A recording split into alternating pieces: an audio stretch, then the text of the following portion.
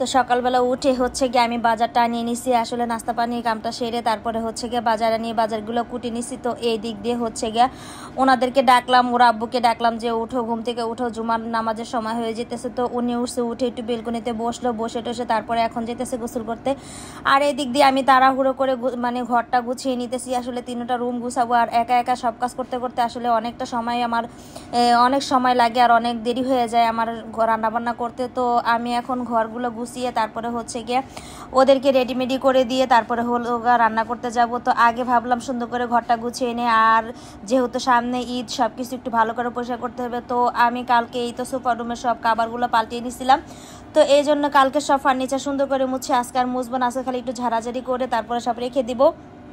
রেখে দিয়ে হচ্ছে গিয়ে এই তো ইমতিয়াজ, ইমরান ওদেরকে সবাইকে পাঞ্জাবি বের করে দিলাম, তারপরে ওনারা গোসল ঘা ধুয়ে সুন্দর করে রেডি হয়ে গেল মানে চলে গেল। আর এই দিক দিয়ে হচ্ছে গিয়ে আমি ওই ঘরটা গুছিয়ে আসছি, আর এখন তো গুছাতে আসছি ইমতিয়াজ আর ইমরানের রুমটা গুছাতে আসছি। তো এখন আমি সুন্দর করে এই ঘরটা আর কি একটু গুছিয়ে গেছি। তারপরে হচ্ছে গিয়ে আজকে যেহেতু মানে আর 2-3 দিন আছে ঈদের, তো এখন তো অনেক কাজ ঘরে, আসলে এটা সেটা অনেক কিছুই পরিষ্কার করতে হয়। তো এই দিক দিয়ে হচ্ছে কি আমি এই ঘরটা পরিষ্কার করে নিচ্ছি ভালো করে, একটু মানে কোনোরকম একটু ঝেড়ে টেড়ে নিতেছি। আর যেহেতু 2 দিন পরে ঈদ, তো আমি চাদর টাদর তো সেদিন পাল্টাবো, সেদিন আবার সব ফার্নিচারগুলো সুন্দর করে মুছবো। তো আজকে হচ্ছে গিয়ে আমি এই 2টা রুম কোনোরকম একটু গুছিয়ে নিচ্ছি। আর সোফা রুম তো বললাম নি যে কালকে আমি কাবার টাবার সব পাল্টেছি, সোফার কাবার টাবার পাল্টিয়ে তারপর সব গুছিয়ে নিছি, মোছামুছি দিয়ে পরিষ্কার করছি। তো আজকে এই ঘরটা একটু গুছিয়ে তারপরে হচ্ছে গিয়ে মাঝখানে ঘরে যে বেসিন আছে, বেসিনের টাইলস সব আমি ধুইবো, সব কিছু আমি পরিষ্কার করবো, তারপরে ওভেন ক্লিন করবো, মানে সব কিছু একটু পরিষ্কার টরিষ্কার করে দেবো, টেবিলটাও সুন্দর করে আমি পরিষ্কার করবো। তো এইদিকে আমার এই ঘর গোছানো শেষ, এখন হচ্ছে গিয়ে আমি এই ঘরে আসলাম।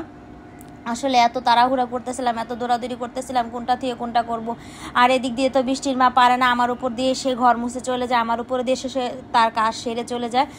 ওনার সাথে তো আমি পারি না, আসলে ওনারও তাড়াহুড়া, উনি অনেক বাসায় কাজ করে, তো কি আর করার আছে। এদিক দিয়ে আমি এই ঘরটাকে আজকে সুন্দর করে একটু ক্লিন করে নিতেছি, কারণ যেহেতু 2 দিন পরে ঈদ, তো আমি ভাবলাম যে আমার সুকেসের আয়নামানা সবগুলো মুছতে হবে। তো আমি এদিক দিয়ে ফার্নিচারগুলো ভালো করে একটু মোছামাছি দিয়ে নিতেছি, তারপরে ভালো করে মোছামাছি দিয়ে হচ্ছে গিয়ে আমি ওভেন পরিষ্কার করবো। তো এর আগে আমি হলো এটা সেটা এই মানে পুরা ঘরটা আমার এলোমেলো হয়ে গেছে, মানে যে যেখানে যেটা খেয়ে রাখছে, যে যেখানে যেটা মানে ব্যবহার করে রেখে দিছে, কেউ গুছায় না। তো আমার তো এখন সব গুছাইতে হইতেছে, তো এই জন্য আমার অনেক দেরি হয়ে যেতেছে।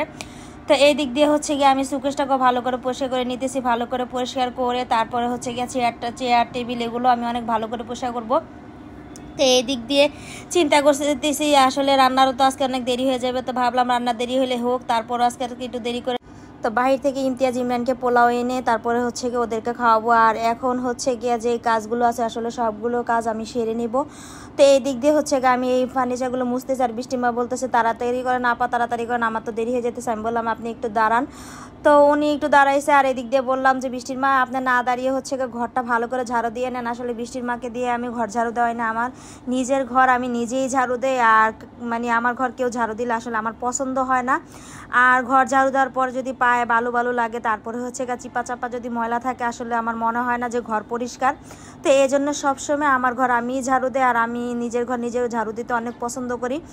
তো এই দিক দিয়ে হচ্ছে গিয়ে আমি সব এই তো ওষুধ টষুধ, তারপরে হচ্ছে গিয়ে রাত্রেবেলা ইমরান ওষুধ খাইছিল, সেই ওষুধটাও টেবিলের উপর পড়ে আছে, 100 বার ঘর গুছায়। তারপরে ইমতিয়াজ ইমরান আসলে এত পরিমাণ ঘর নষ্ট করতে পারে, তারা নাসরবান বান্দা, কি বলবো, 2টা ছেলে আল্লাহ দিলে আমাকে দিছে, আল্লাহ মহান আল্লাহ তাআলা, তারা যে এত জ্বালাইতে পারে আর এত ময়লা করতে পারে ঘর। ইমতিয়াজ তো সে মানে এইখানেরটা সেইখানেও নিবে না, এত আলিশা ইমতিয়াজ।